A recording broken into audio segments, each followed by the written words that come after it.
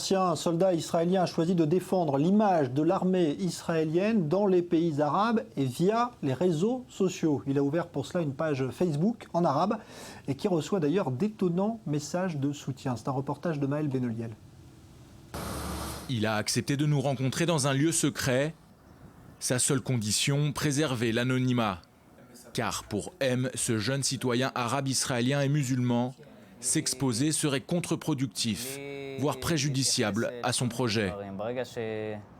À partir du moment où tu gardes ton identité secrète, ça te permet un plus grand champ d'action. Ça a un effet plus sérieux quand les gens ne savent pas à qui ils s'adressent. De cette manière, on ne peut pas me cataloguer. Je ne travaille pour personne, pour aucune association, aucun parti politique. C'est moi, et moi seul. Je n'agis pour le compte de personne.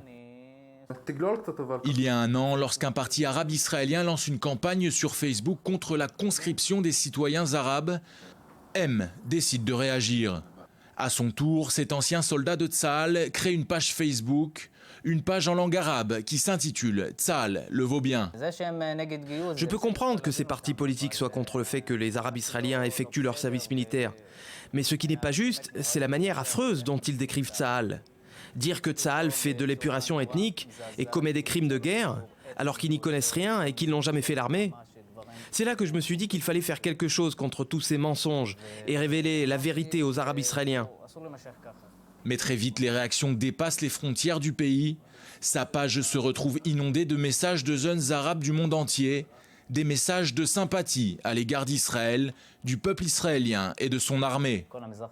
Dans tout le Moyen-Orient, j'ai des personnes qui me suivent et qui m'envoient des messages de soutien, d'amour et de paix.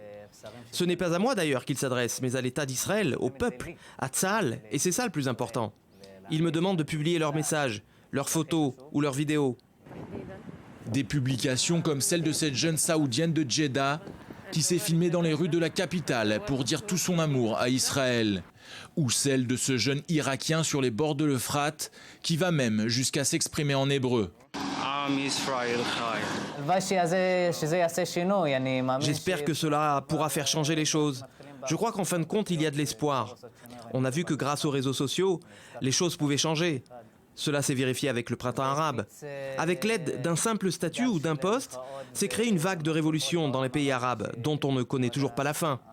Alors oui, le changement est possible grâce aux réseaux sociaux. Et nous, avec ce projet, nous en sommes qu'au début. Et si Dieu le veut, nous arriverons loin.